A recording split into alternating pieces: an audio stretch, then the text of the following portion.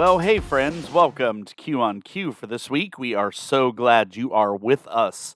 Well, for all my teacher friends out there, the end of the year is almost here, folks. I've been seeing some posts in different parts of the country where school has wrapped up, or seniors are done, or it's very close to being done. And I know that some of the schools in our area are getting close. My school has a few more weeks yet. If you are listening when this first airs, we are down to a very short amount of time until summer vacation. I mentioned last time that we've lucked out with some pretty good weather so far. It's been cooler. Well, we hit 90 earlier this week, and my classroom was a sauna for a few days. No AC, but it's a lot cooler today. Kind of glad to get that little bit of reprieve, making it tough when it's really, really hot in a non-air conditioned classroom to get through these last days. But whether you've been listening to our series or not, I want to catch you up on what we've been covering. This is the Refuel series, talking about what we need to do to keep ourselves going here, especially for my teacher friends for the last few weeks of the school year. Well, over the last few episodes, we have talked about what it means to recognize depletion and to learn how to refuel ourselves in healthier ways. And I think these conversations matter because this time of year has a way of exposing how people are really doing underneath the surface. I know we get tired, but for a lot of people, especially teachers and people in helping professions, a certain stretch of the year comes about that feels extra heavy. A finish line is finally visible, but somehow it doesn't always make things easier. In fact, sometimes it makes people more disconnected than ever. Because once we can see the end, our mindset starts to shift. We stop thinking about living well, and we start thinking about just surviving. Everything becomes about getting through the week, getting through the meetings, getting through the events, getting through the grading, the responsibilities, the chaos, the constant demands. And at one level, that makes sense. There are seasons in life where survival mode is understandable, but there's also a danger in staying there too long. And I know for my teacher friends out there, you're saying, well, as soon as that last day of school comes, I don't have to be there anymore. But when your entire mindset becomes just make it to the end in any part of life, you can accidentally stop being present in the moments that you are actually living. And I'm just as guilty of it as most of us probably are. I think a lot of people know this feeling. You're physically present, but mentally you have already left the room. Our students like to say we've checked out. You're answering questions, you're doing the work, you're keeping the schedule moving, but internally you've already fast forwarded to break or vacation or the next chapter or the relief that you hope is coming. And the problem is that rushing changes the way we experience people. It changes the way we experience our purpose. It even changes the way we experience ourselves. When people get emotionally exhausted, our patience usually becomes one of the first casualties. We seem to make a big deal out of the smallest things, interruptions. They start to feel a lot heavier. Conversations feel draining instead of meaningful, not because you're a bad person, because hurry narrows your emotional capacity. Teachers feel this deeply at the end of the year. A student who maybe needed grace in October suddenly feels frustrating to you in May, or that project 3 days before the end of school that a kid had a very valid reason why they just didn't get done, you don't really want to hear about. Conversations that once mattered start feeling like obstacles standing between you and the finish line. And if we're not careful, we slowly become more transactional than relational. We check off the boxes rather than getting to the real root of the situation. But this isn't just a teacher issue. It happens in families and relationships, workplaces, even churches. Anywhere people become overwhelmed long enough that presence gets replaced by pressure. I think one of the hidden dangers of rushing is that it makes us stop noticing things.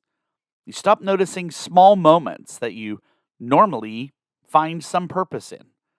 You stop paying attention to beauty and humor and connection and gratitude. Life becomes reduced to tasks and timelines. And eventually, Survival mode can make meaningful things feel mechanical.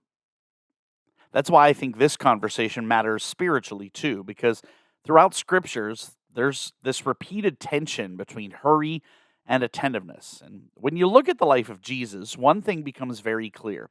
He was busy, really busy, but he was rarely hurried. That distinction matters. Jesus moved with purpose, but not panic. Even when the crowds pressed in around him, even when his demands were constant, even when people needed things, seemed like every waking moment from him, there was still an ability to remain present in the moment he was in. And honestly, I think many of us have lost that. We live with divided attention. So many of us are half present in almost every area of life. Physically, we're in one room while mentally rehearsing the next responsibility. We're constantly moving ahead before we've fully lived where we already are. And when that happens long enough, we don't just become tired, we become disconnected from people, from gratitude, from God, even from ourselves. I think this is why the end of a season matters more than we realize. The way we finish something often shapes the way we remember it. If we sprint through that final stretch, numb, distracted, and emotionally unavailable, we will carry that feeling with us afterward. But finishing well creates a different kind of memory. Not a perfect one, not an effortless one, just an intentional one. And that intention usually starts with slowing down enough to notice what's happening inside of you. Maybe for you, that means recognizing your patience has disappeared lately. Maybe it means admitting you've become emotionally checked out at home because all of your energy is going towards surviving in the workplace. Or maybe it means realizing you've spent so much time counting down the days that you've stopped engaging with people standing right in front of you. That awareness is so important, not for guilt, but to help us recalibrate. Because the goal isn't and never was perfection. The goal is presence. And presence is something we often have to practice. It's hard to believe, but we really do. Sometimes that practice is very small. It's choosing to actually listen during a conversation instead of mentally multitasking. Somebody's talking to you and you're just doing the, yeah, I hear you, yeah, and you're not hearing a word they're saying.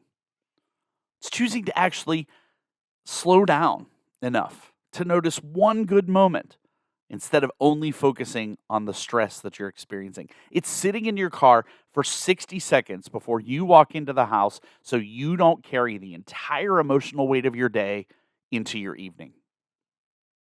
Tiny moments of awareness can shift more than we realize. I also think finishing well requires asking a different question.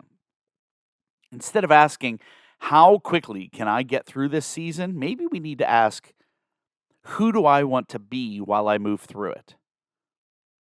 I know that sounds very philosophical, but boy, that really changes things. And I know that's a hard question to ask sometimes, especially when you're a teacher at the end of the school year and you can see summer vacation within striking distance and the kids have checked out. We want to go as fast as we can, get all the assignments done, get the grading finished so we can check out. But when we reformat our thinking to focus on who we want to be during this time and how we want to manage it better, the goal suddenly isn't escape. The goal becomes continued integrity and presence and character and stewardship. You start caring not only about arriving at the end, but about how you're going to get there. For teachers, that might mean deciding that students still deserve kindness, even when our patience is low. It may mean refusing to let exhaustion make you cynical. It may mean choosing encouragement when it would be easier to emotionally withdraw. And honestly, people remember endings. Students remember the teacher who still saw them at the end of the year. Coworkers remember the person who stayed grounded instead of becoming toxic under pressure. Families remember whether you were emotionally present or emotionally absent during difficult seasons. Doesn't mean you won't be tired. I never said you couldn't be tired. You probably will be. But there's a difference between being exhausted and becoming careless with your presence. If you read the scriptures, have you ever noticed that there's tons of importance in them to faithfulness over intensity? God seems far more interested in steady endurance than dramatic bursts of energy. Let us not grow weary in doing good. That verse from Galatians reminds us it's not because weariness won't come, but because weariness doesn't have to define who we become. And maybe that's the invitation right now. Not to pretend you're full of energy, but to remain intentional even in a tiring season. To remember God is still present in the final stretch, not just the exciting beginning. Sometimes we think that meaningful growth only happens in new seasons, but I honestly believe some of the deepest character formation happens in endings, in how we handle pressure, in how we treat people when we're tired, in whether we stay soft hearted or slowly harden from stress. And if we're being honest, that's not easy. It takes discipline to stay present when your instinct is just to rush. It takes maturity to finish carefully when everything in you wants to emotionally check out. It takes spiritual awareness to recognize that even this season, this tiring, demanding, messy season, still matters. Because these moments count too. The conversations count. The attitude counts. The small acts of kindness count. The way you carry yourself through pressure counts. Not because you're trying to earn worth through performance, but because the way we move through difficult seasons shapes us over time. So maybe this week, instead of only counting how many days are left, try paying attention to how you're living the days that are still here. And ask yourself a few questions. Am I present right now? Or have I emotionally checked out to somewhere else already? What kind of atmosphere am I bringing into the spaces I walk into every day? Am I becoming more impatient, more disconnected, more cynical? Or am I still choosing to be intentional with my task and my purpose, even when I'm tired? And maybe most importantly, what would it actually look like to finish this season well instead of just finishing fast? Because finishing with intention doesn't happen accidentally. It usually shows up in your small choices. You choose to stay engaged in conversations instead of checking out. You've chosen gratitude instead of complaining. You choose to encourage somebody instead of only focusing on your exhaustion. Choosing to slow down enough to notice those moments matters before they're gone. I know it's hard. You're tired. We're tired. You see the end within reach and you just want to dive for the finish line. Well, for my teacher friends, maybe finishing well means ending this school year without letting your stress harden you. Maybe it means staying patient a little more, and I know that's hard. Maybe it means being more present with your family at night instead of carrying your frustration home every day. Maybe it means deciding that exhaustion won't get the final say over who you will be in this season. So I want to talk for a minute about reflection, and I'm not talking about what you see in the mirror. Talking about how you can think about this applying to you. Don't just sprint through the ending and immediately move on to the next thing. As you go through these next few weeks, pay attention to what this season has taught you. This is true about any time we're about to leave one season of life and go into something else. These are moments we need to revisit. What drained us during that time? What strengthened us during that time? What moments mattered, maybe more than we expected? What patterns helped us stay grounded? What did we need to change moving forward? I think there's something really important to realize in recognizing that God is still present in the endings as we change seasons. We tend to focus on the beginnings because they feel exciting and full of possibility, but Scripture's full of moments where faithfulness in the final stretch matters deeply. The end of a season is not wasted space. There's still growth happening here. There's still shaping happening here. Maybe the goal is just simply being aware. Maybe the goal is for us to notice and not just react, to be where we are while we're there, to finish this chapter with presence and care instead of simply rushing toward relief. There's always going to be another finish line, another busy season, another moment where it feels easier to just emotionally skip to the end. But if we spend our whole lives only trying to escape these kinds of seasons, we eventually lose the ability to fully live the lives we already have. And that's why our next conversation is going to matter too. Because learning to finish well is connected to learning how to live sustainably in the first place. I hear a lot about in the news about teachers and how it's hard to do your entire career anymore, and teachers are retiring at younger and younger ages. I had teachers that taught 40 years, and it's not uncommon now for teachers not to make it the whole way to the end without doing other things. So how do we sustain ourselves? How do we put ourselves in a place to be able to give what we need for the calling we've been given? In our next conversation, we're going to wrap this series up by talking about our daily bread, not our weekly survival, but how healthier daily rhythms can keep us from constantly crashing, recovering, and repeating the same cycle over and over again. I'm not going to focus so much on the teacher end of things next time. It really will apply to anybody who could use that information, because maybe the goal isn't just surviving demanding seasons. I think it's learning how to live in a healthier, steadier, more grounded way as you go along. Well, friends, that's all for this episode of Q on Q. If you've been impacted by this podcast, why not give it a share or give us a follow? You'll find us on Facebook and Instagram at Q on Q. Again, that's at QONQUEUE.